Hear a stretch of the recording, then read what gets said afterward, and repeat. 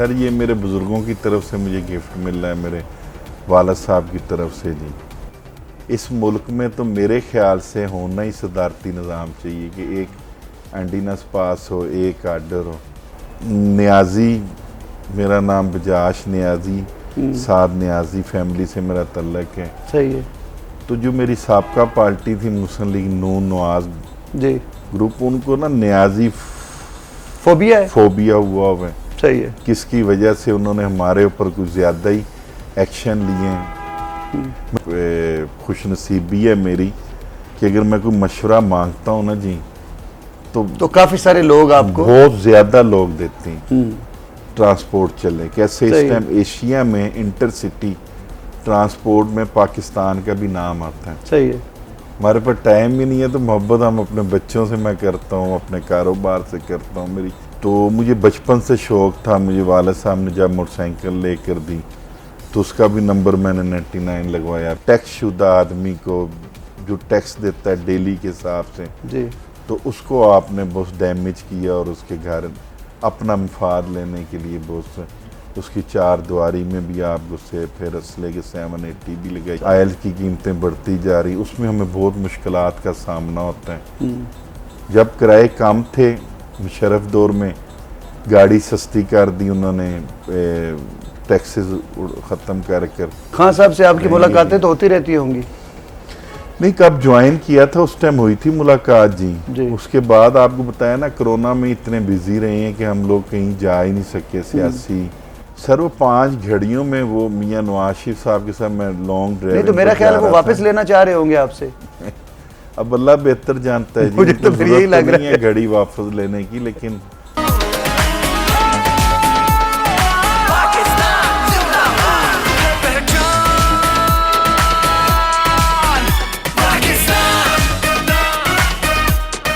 बिस्मिल्लाहिर्रहमानिर्रहीम, अस्सलाम वालेकुम। उम्मीद करता हूं कि आप सब लोग खैरियत से होंगे और अल्लाह ताला की हिफ्ज़ व अमान में होंगे।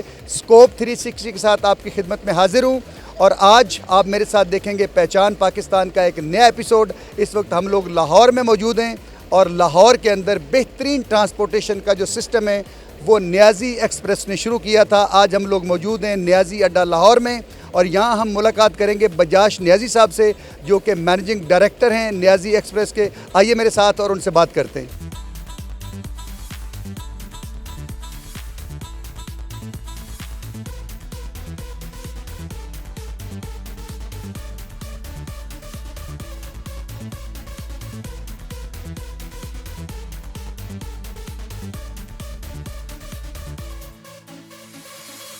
जी नाजरीन, फाइनली हम लोग मौजूद हैं बजाश नियाज़ी साहब के ऑफिस में। और अस्सलाम वालेकुम सर। वालेकुम सलाम जी। सर कैसे हैं आप? अल्लाह का बड़ा करम है, आप सुनाएं। अल्लाह का बड़ा करम है। सर सबसे पहले तो आप ये बताएं कि आपकी सेहत का क्या राज है? सेहत का सर जी अल्लाह का शुक्र है, वाक शाक वगैरह करती हैं, खुराक अच्छी रखी हुई है। तो थोड़ा सा हमें भी टिप दे दें कि आप सुबह क्या खाते हैं, शाम को क्या खाते हैं, दोपहर को क्या खाते हैं? जो मिल जाए वो खा लेते हैं, लेकिन कोशिश करते हैं अच्छी चीज़ खाएं। बकाया सेहत तो अल्लाह ताला की देन है जी, रब देता है सेहत। माशाल्लाह, आप इतनी छोटी सी उम्र में एक बहुत बड़े बिजनेसमैन बन गए। इसकी थोड़ी सी स्टोरी आप हमारे साथ शेयर करें कि ये कैसे आप बचपन से आपने स्टार्ट कर दिया था या वालिदैन की तरफ से गिफ्ट मिला ये सारा बिजनेस? सर ये मेरे बुज़ुर्गों की तरफ से मुझे गिफ्ट मिल रहा है, मेरे वालिद साहब की तरफ से जी। अनवर खान नियाज़ी मेरे वालिद साहब का नाम है जी। तो उन्होंने ये बिज़नेस शुरू किया था, फिर आगे हम अब तक कंटिन्यूस कर रहे हैं जी। मुझे करते को 20 साल हो गए हैं जी। माशाल्लाह। ये जो नियाज़ी एक्सप्रेस है ये आपके वालिद साहब ने स्टार्ट किया जी? था? मेरे वालिद साहब ने। तो फिर आपने कब ज्वाइन किया? नहीं, उसी टाइम ही ज्वाइन मैंने ही, मुझे वालिद साहब ने करवाया। ओके, शुरू से आप ही इसको हेड कर रहे हैं? होती थी वो, फिर अल्लाह को प्यारे हो गए तो उसके बाद फिर अब तक मामला चल रहे हैं।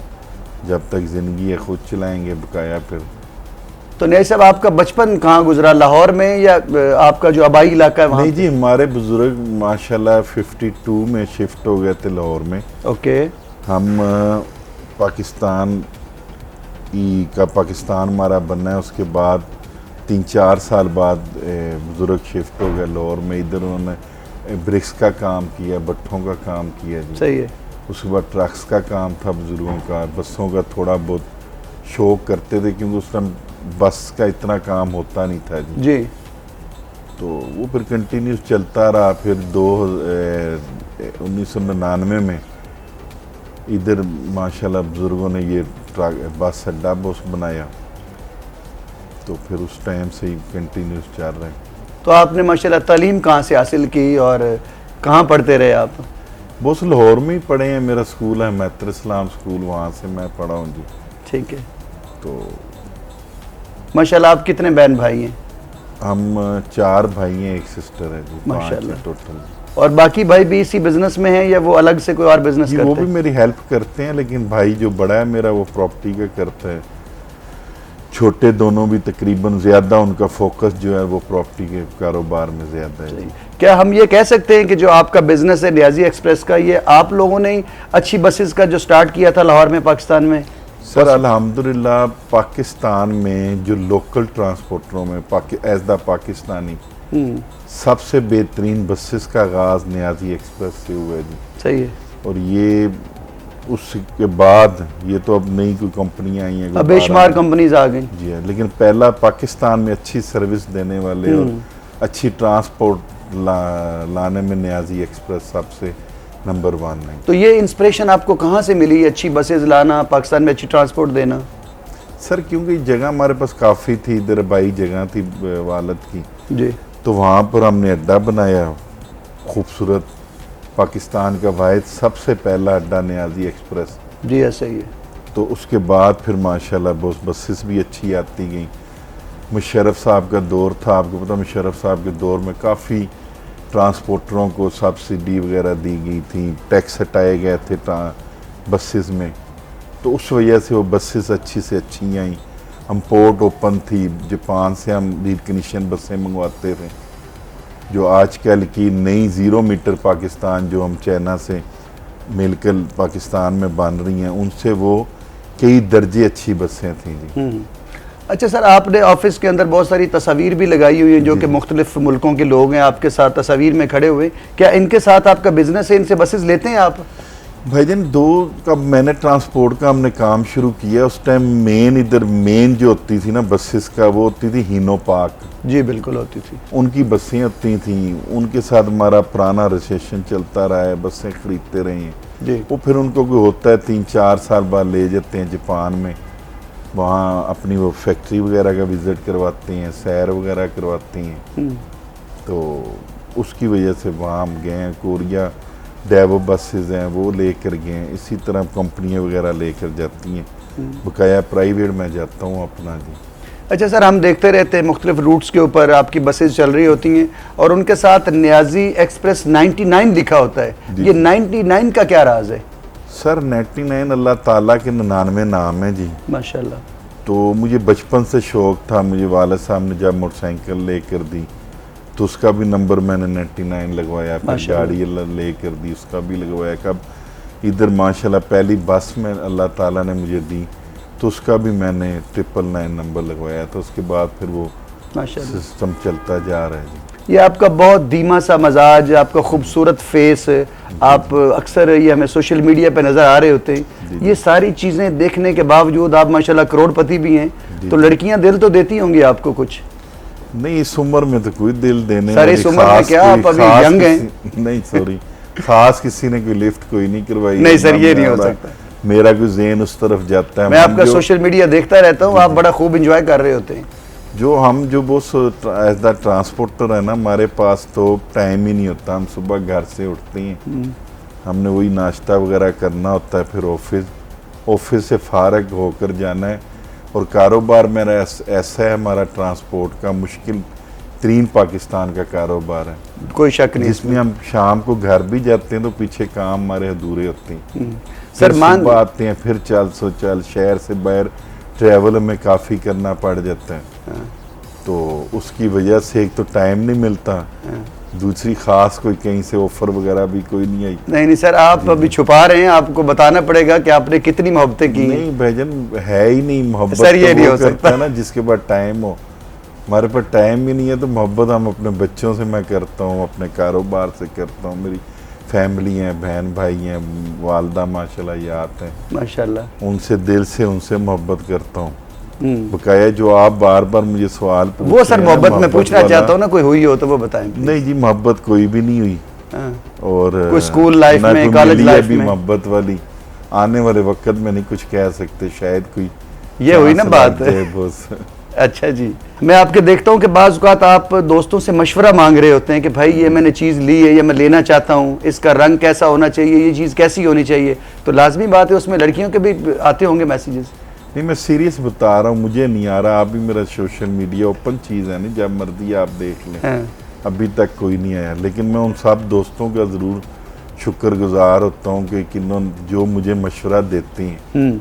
ये मेरे लिए एक बड़ी खुशनसीबी है मेरी कि अगर मैं कोई मशवरा मांगता हूँ ना जी, तो काफ़ी सारे लोग आपको बहुत ज़्यादा लोग देते हैं। मैं जब मशवरा मांगे मेरी माशाल्लाह उसका बड़ा अच्छा मुझे रिस्पॉन्स देते हैं। तो आप कब से सोशल मीडिया पर हैं? मैं सर जी ये कोरोना में ही तकरीबन थोड़ा बहुत स्टार्ट किया, 5-6 माह का कारोबार हमारे बिल्कुल ब्लॉक थे। फिर 5-6 माह जब कोरोना में कारोबार मेरे चले, उस टाइम भी ना चलने के वो था, मजबूरी से हम लोग चला रहे थे। सही है।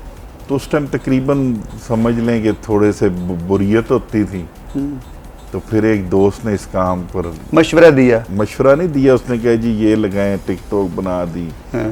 मेरा सोशल मीडिया अकाउंट पुराना बनाया था जब मैं, तो वो फिर मैंने उसमें तस्वीरें डेली डालने शुरू कर दी।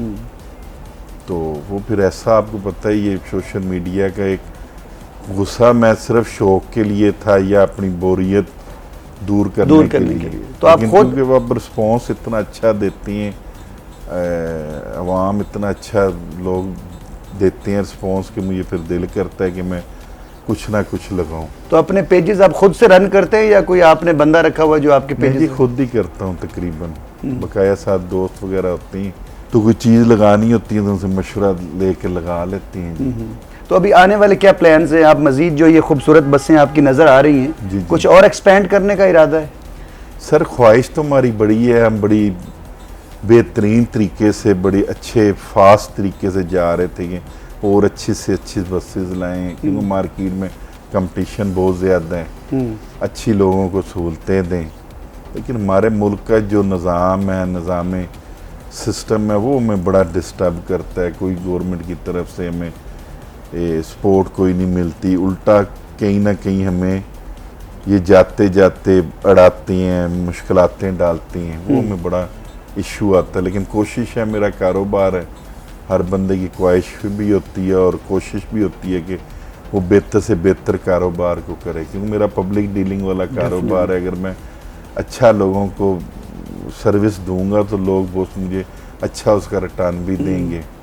किराया भी आजकल लोग अच्छा देती हैं जी। लेकिन अब आप देखें ना किस हिसाब से डॉलर ऊपर जा रहा है और किस हिसाब से ख़ास तौर पेट्रोल की, डीजल जो महंगा होता है जा रहा कीमतें है, बढ़ती जा रही हैं साहब। आयल की कीमतें बढ़ती जा रही, उसमें हमें बहुत मुश्किलात का सामना होता है। वो सामना में इसलिए होता है कि जब प्राइस बढ़ते हैं हमें किराया बढ़ाना पड़ता है हमारा, पर वो जो किराया हम बढ़ाते भी हैं, पीछे खर्चे हमारे इतने पड़ जाते हैं, गाड़ी की कास्ट इतनी ज़्यादा हो जाती है कि हमें जो हमारी इन्वेस्टमेंट होती है उस हिसाब से हमें रिटर्न नहीं आ रहा होता। सही है। जब किराए कम थे मुशर्रफ दौर में, गाड़ी सस्ती कर दी उन्होंने, टैक्सेस ख़त्म कर कर किराए कम थे, सही है। तो आप यकीन करें हम बड़ा अच्छा बिजनेस करते थे। उसके बाद फिर ये कोरोना में हमें थोड़ी मुश्किलात हुई, अब थोड़ा सा साल डेढ़ अच्छा कारोबार गुजरा है, तो आगे फिर मुल्क के हालात ख़राब हो गए, जी। इसकी वजह से फिर अब प्रॉब्लम में बैठे हैं। बहुत सारी ट्रांसपोर्ट कंपनीज अब पाकिस्तान में आ चुकी हैं, लाहौर में आ चुकी हैं, आपके कंपटीटर भी बहुत सारे हैं। तो आप क्या समझते हैं कि आपके जो कंपटीटर हैं वो आपसे बेहतर सर्विस दे रहे हैं या आप अच्छी सर्विस दे रहे हैं? सर जी कई रूटों पर वो भी मुझसे अच्छी दे रहे हैं, कई रूटों पर मैं उनसे अच्छी दे रहा हूँ, क्योंकि अब वो सारी भाग दौड़ आ गई है ये बसेस पर। जी। अब इतनी को कंपनियां पाकिस्तान में ये बसेस की इन्वेस्टमेंट कर रही हैं पैसे, जी। कि एक से एक बढ़कर है। सही है। एक बस हम लाते हैं, मॉडल चलाते हैं, 2 साल बाद नया मॉडल आ जाता है। जी। ये सिर्फ कंपटीशन वाला कारोबार है। सही है। गवर्नमेंट रिलीफ दे हमें टैक्सों में या इस मामले में, फिर तो हम इसको इतना को वीआईपी कर दें कि शायद दुनिया की ट्रांसपोर्ट में पाकिस्तान का भी ट्रांसपोर्ट चले। कैसे इस सही है। टाइम एशिया में इंटरसिटी ट्रांसपोर्ट में पाकिस्तान का भी नाम आता है सही है। कि उनकी अच्छी इंटरसिटी ट्रांसपोर्ट अच्छी है जी। हमारा पड़ोसी मुल्क है इंडिया से हमारी बसेस अच्छी हैं, हमारी सर्विस अच्छी हैं। माशाल्लाह। अब ये आपकी जितनी बसेस मुझे नज़र आ रही, इनमें से सबसे बेहतरीन जो सर्विस वाली गाड़ी वो कौन सी है, जिसमें बड़ा वीआईपी आपका सेटअप हो, क्या क्या सहूलियात होती हैं? सर जी सहूलियात तो वही, सीट्स अच्छी होती हैं, गाड़ी का सस्पेंशन आजकल एयर बैग सस्पेंशन आया है, वो होता है अच्छा। कोई गाड़ी में खाना वाना देते हैं, बकाया स्टाफ तो कुछ चाइना इम्प्रूव से करते हैं? सारी आ रही हैं, इंजन वगैरह हिस्सा पार्ट्स वही होते हैं, बाहर बॉडी की चेंजिंग होती है। इधर यूटोंग कंपनी है वो काफ़ी अच्छी जा रही है। ये डेवो कंपनी की किंगलोंग बस लाए हैं, ये इसकी हाइट उन्होंने बढ़ा दी है जी। क्योंकि उनका भी कंपटीशन है आपस में। हैगर बस बहुत अच्छी है, हीनो वालों की अच्छी है।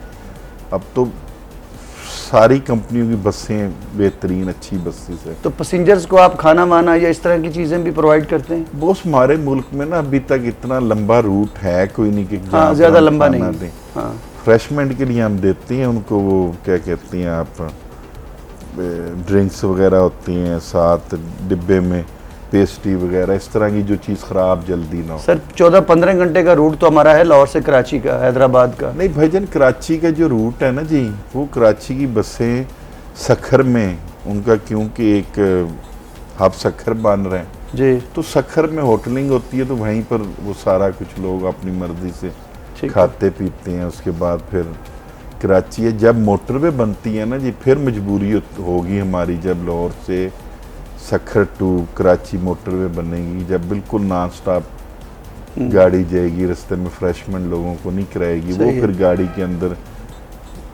हमें एक अलहदा बॉक्स उसके लिए बनाने पड़ेंगे, क्योंकि सही जो है। खाने पीने वाली चीज़ें हैं उनका अलहदा एक बॉक्स होते हैं, एक अलहदा सिस्टम होता है जी।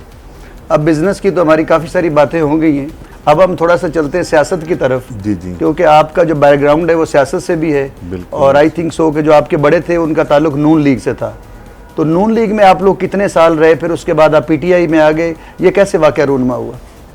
सर जी हमारे तो बुजुर्ग शुरू से नून में, उसके बाद 22 साल मैंने खिदमात की हैं मुस्लिम लीग नून नवाज शरीफ ग्रुप की जी। जी तो उसके बाद 17 में हमने बहुत चेंजिंग की थी। इमरान खान साहब की एक शख्सियत को देखकर एक उनका जो एक होप था कि मैंने मुल्क के लिए कुछ करना है। सही है। ये तो हर बंदा उनके मुखालफ भी कहते हैं कि वो एक ईमानदार आदमी है। तो वो ये चीज़ें उनकी अच्छी देखकर फिर 17 में हमने पीटीआई ज्वाइन की और उनको भरपूर सपोर्ट किया। जी फिर आगे आ गया कोरोना, तो कोरोना में पूरा सिस्टम ही आपको पता है डिस्टर्ब रहा, तो अभी तक पीटीआई में है और इंशाल्लाह ताला। खान साहब से आपकी मुलाकातें तो होती रहती होंगी? नहीं, कब ज्वाइन किया था उस टाइम हुई थी मुलाकात जी। जी। उसके बाद आपको बताया ना, कोरोना में इतने बिजी रहे हैं कि हम लोग कहीं जा ही नहीं सके, सियासी सिस्टम में बिल्कुल टाइम दे नहीं सके। तो जो खान अपना साहब तो काम यूथ कर को रहे हैं। बहुत ज़्यादा अब्लाइज करते हैं, तो आप भी यूथ में ही आते हैं, को खान साहब ने जिम्मेदारी नहीं लगाई है आपकी? नहीं, फिलहाल कोई नहीं लगाई ना, हम लेने गए। जी। तो मैं लेने जाता तो फिर तो एक बात होती, मैंने इंटरेस्ट ही नहीं लिया। आपको बताया ना कि ट्रांसपोर्ट सेक्टर जो कोरोना की वजह से जी साल से डेढ़ डिस्टर्ब रहा है जी। पहले 1.5-2 माह बंद रहे हैं, फिर कभी बंद करते थे कभी चलाते थे, तो उसकी वजह से उस तरफ ज़हनी फोकस नहीं किया जी। अभी मैं कुछ दिनों से सोशल मीडिया पे और चैनल्स पे देख रहा हूँ कि आपके साथ पुलिस ने बहुत ज़्यादती की, आपके घरों पे छापे मारे गए, वो क्या स्टोरी है, वो ज़रा प्लीज़ बताइए। सर जी एक तो नियाजी, मेरा नाम बजाश नियाजी, साद नियाजी फैमिली से मेरा तल्लक है। सही है। तो जो मेरी साबका पार्टी थी मुस्लिम लीग नून नवाज जी ग्रुप, उनको ना नियाजी फोबिया है। फोबिया हुआ है। सही है। किसकी वजह से उन्होंने हमारे ऊपर कुछ ज़्यादा ही एक्शन लिए हैं। मुशर्रफ दौर में मैंने बाजी मरियम कलसूम नवाज़ा का हमने लगवाया, प्रोग्राम कराया था घर जलसा मुशर्रफ दौर में, जब इनको कोई भी जगह नहीं देता था जलसे के लिए। ठीक है। हमने जलसा कराया, उस टाइम भी पुलिस ने हमारे पर रेड की, लेकिन मेहमान खाने से आगे नहीं गई फैमिली वाली साइड पर। सही है। इस बार तो बहुत उन्हीं की पार्टी है, वही हुक्रान पार्टी है मुस्लिम लीग नून। तो कहते हुए बड़ा मुझे अफसोस होता है कि 22 साल की खिदमात का मुझे उन्होंने घर के अंदर फैमिली की चार दीवारी में घुसे हैं। जवाब उन्होंने क्या बनाया है, वजह क्या है? जवाब उन्होंने ये बनाया जी, आपने आज निकलना था लॉन्ग मार्च में, वहाँ आपने जाकर दंगे करने थे, क्योंकि कब उन्होंने रेड्स किए तो हमारा न्याजी फैमिली के बाद असला घरों में पड़ा होता, उन्होंने असला पकड़ लिया, मैं था नहीं कर। तो वो ले जाकर उन्होंने कहा जी इन्होंने ये चलाना था लॉन्ग वो मार्च। सर लीगल असला आपके पास लीगल है? जी बिल्कुल लीगल है, मैंने दे दिए सारे लीगल डॉक्यूमेंट, प्रेस को भी दे दिए, इंतजामिया के पास भी थ्रू प्रेस चले गए। अब वो तो आप लोगों को ये गिरफ्तार भी करना चाहते थे? गिरफ्तार तो अभी भी करना चाह रहे हैं कि किसी तरीके से और किसी पर्चे में गिरफ्तार करें, क्योंकि अभी मैंने हमारे पर इन्होंने 780 दहशत गर्दी की दफा बिला वजह थी, बिला वजह जी। और कभी भी सियासत में ऐसा नहीं हुआ कि आपने किसी पर 780 के दफ़ा लगा कर तर्जबात वगैरह की हों। इन्होंने ये पहली गवर्नमेंट है जिन्होंने सियासी मफाद लेने के लिए एक बिजनेसमैन को, एक टैक्स शुदा आदमी को जो टैक्स देता है डेली के हिसाब से जी, तो उसको आपने बहुत डैमेज किया और उसके घर अपना मफाद लेने के लिए बहुत उसकी चार दीवारी में भी आप घुसे, फिर असले के 780 भी लगाई। ये एक नई रीत पड़ी है, मुझे नहीं समझ आ रही कि ये रीत अब ये कैसे चलेगी। तो जो आपकी पार्टी के सरबराह हैं जैसे इमरान खान साहब हैं या बाकी जो बड़े हैं, क्या उनको इन चीज़ों का नॉलेज है कि आपके साथ ये हो रहा है? सारों को पता है, पूरा आज तीसरा चौथा दिन है। सोशल मीडिया ने ख़ास तौर पर उनका मैं शुक्रिया अदा करता हूँ कि उन्होंने काफ़ी इस चीज़ को उठा कर रखा है। और पहले दिन तो बिल्कुल ही इन्होंने चलाते ही मुझे रहे हैं जी, असला पकड़ लिया है, बजाज न्याजी का असला हमने पकड़ लिया है, बजाज न्याजी ने दहशत गर्दी करनी थी, इधर खून रेजी होनी थी। एक घर में से असला पकड़ा है, घर के इलाके में वो पर्चा दे रहे हैं और वो कुआं बनाने की कोशिश कर रहे हैं कि रावी रोड पर हमने जाकर वो रावी पुल क्लियर करवाना था या इस तरह का कोई, क्योंकि ऐसा सियासत मतलब ये सियासी इंतकाम ही हम इसको कह सकते हैं। सियासी इंतकाम ही है। कभी भी कोई सियासी पार्टी नहीं चाहती कि आप मुल्क में वेपन लेकर आप रास्ते खुलवाएं। बकाया सियासी हर बंदे का हक होता है कि वो रोड्स पर आए, जहाँ तक जाए जी। जैसे इमरान खान साहब का दौर था, उसमें तो नहीं उन्होंने इस तरह रोका या 780 की दफ़ा लगाई। उन्होंने कहा जी आना है, किसने आए, इस्लामाबाद बैठे हैं, चले बिल्कुल। जाएं। और ऐसे ही होता रहा, 3-3.5 साल गुजर गए। इस रीत की नहीं समझ आई कि ये पुलिस की अपनी मर्जी थी या ऊपर से ऐसे इकदाम थे। सर पुलिस खुद अपनी मर्जी से कुछ नहीं कर सकती, लेकिन सर इस लेवल से ये भी नहीं कहा जा सकता ना कि आप घड़ियाँ उठा कर ले जाएं, आप बजाज न्याजी के जूते उठा के ले जाएं। ये तो बड़ी घटिया किस्म की बातें हैं ना कि आप घर देखें से ना चीज़ें उठा के ले जाएं। तो कम से कम उनको इस चीज़ का एक्शन तो लेना चाहिए। वेपन मेरे इन्होंने 29 पकड़े हैं, FIR 22 की दे रहे हैं, वेपन्स की भी चोरी कर रहे हैं। बल्कि एक इंटरव्यू में आप ये भी कह रहे थे कि नवाज शरीफ साहब ने आपको एक घड़ी गिफ्ट दी थी, तो वो घड़ी भी उठा के ले गए। सर वो 5 घड़ियों में वो मियां नवाज शरीफ साहब के साथ मैं लॉन्ग ड्राइव, नहीं तो मेरा ख्याल है वो वापस लेना चाह रहे होंगे आपसे। अब अल्लाह बेहतर जानता है जी, मुझे तो फिर यही लग रहा है घड़ी वापस लेने की, लेकिन ले तो गए। सर ज्यादा महंगी तो नहीं थी वो घड़ियां? ये तो उनके लिए फिक्र वाली बात होनी चाहिए। सर वो महंगी घड़ियां होगी, वापस लेना चाह रहे। किस बंदे ने आपकी पार्टी में खिदमात अंजाम दिए, हाँ। आप कि उस गिफ्ट उसके पास था तो वो भी अगर उठा के ले गए तो ये तो इनको भाई ये सर सारी ऊपर से लाइन आ रही है, ऊपर से आते आते ये नीचे आ गई है कि जो हमने घड़ियां दी थी वापस दे, हमें उसकी ज़रूरत है। शायद उन्होंने बेच के इलेक्शन लड़ने होंगे आगे आने वाले।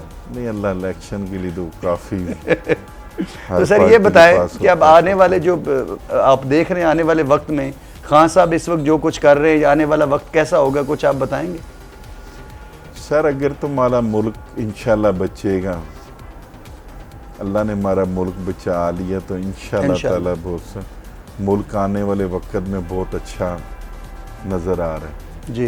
अगर PTI गवर्नमेंट आती है तो। अगर वही गवर्नमेंट इसी तरह जो जी अब महीने डेढ़ से अभी आए हैं, पैर भी उनके नहीं जमे, तो उन्होंने सियासी इंतकाम शुरू कर दिए अपने ही लोगों के साथ कि इनके साथ 22 साल गुजारे हैं। जी, तो इस तरह तो नहीं मुल्क चलता। कि उन्होंने पार्टियां चेंज क्यों की हैं?